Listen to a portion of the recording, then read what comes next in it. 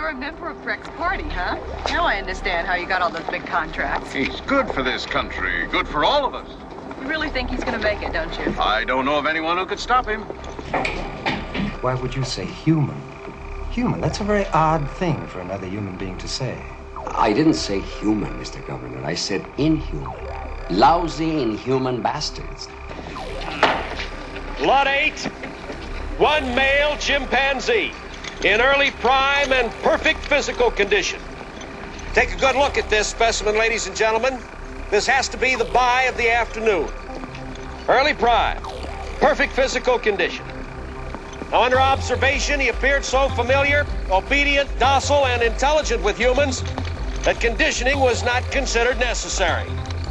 But it certainly can be provided on request. We're going to start the bidding on this specimen at $800. All right, now, ladies and gentlemen, what am I bid on this superb specimen? Bidding starts at 800, 800. What am I bid for this superb...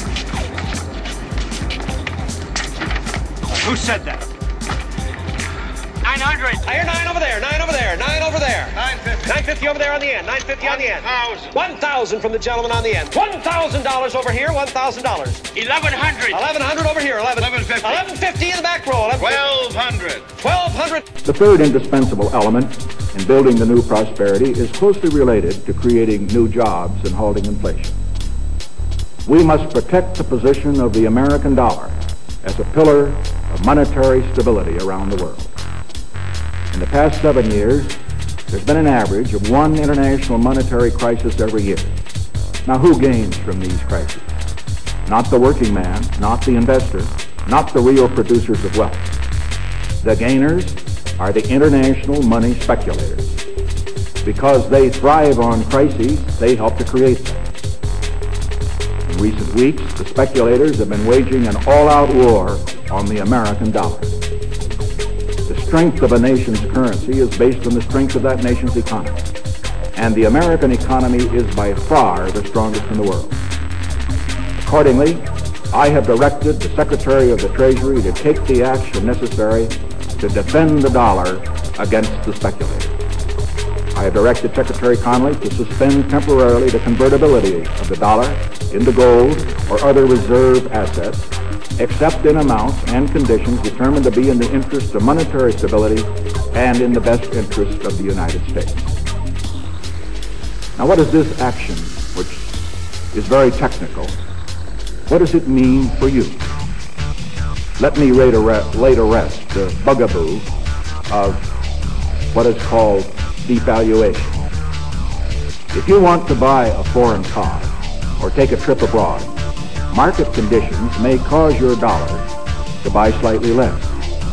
But if you are among the overwhelming majority of Americans who buy American-made products in America, your dollar will be worth just as much tomorrow as it is today. The effect of this action, in other words, will be to stabilize the dollar. Now, this action will not win us any friends among the international money traders. But our primary concern is with the American workers and with fair competition around the world. To our friends abroad, including the many responsible members of the international banking community who are dedicated to stability in the flow of trade, I give this assurance. The United States has always been and will continue to be a forward-looking and trustworthy trading partner. In full cooperation with the International Monetary Fund and those who trade with us, we will press for the necessary reforms to set up an urgently needed new international monetary system. Stability and equal treatment is in everybody's best interest.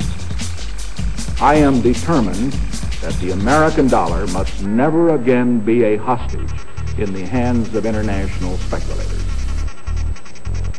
I'm taking one further step to protect the dollar, to improve our balance of payments, and to increase jobs for America. As a temporary measure, I am today imposing an additional tax of 10% on goods imported into the United States. This is a better solution for international trade than direct controls on the amount of imports. This import tax is a temporary action.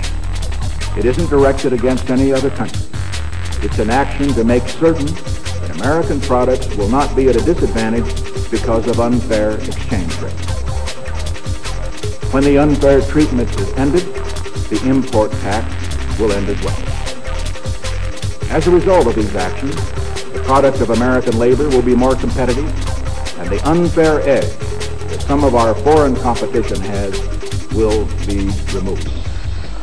This is a major reason why our trade balance has eroded over the past 15 years.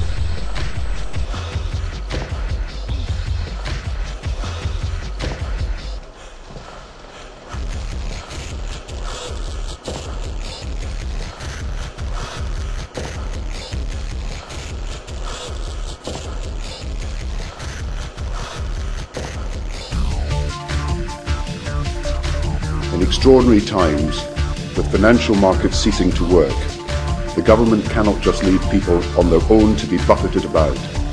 For savers, for small businesses and for homeowners, we must, in an uncertain and unstable world, be the rock of stability upon which British people can depend.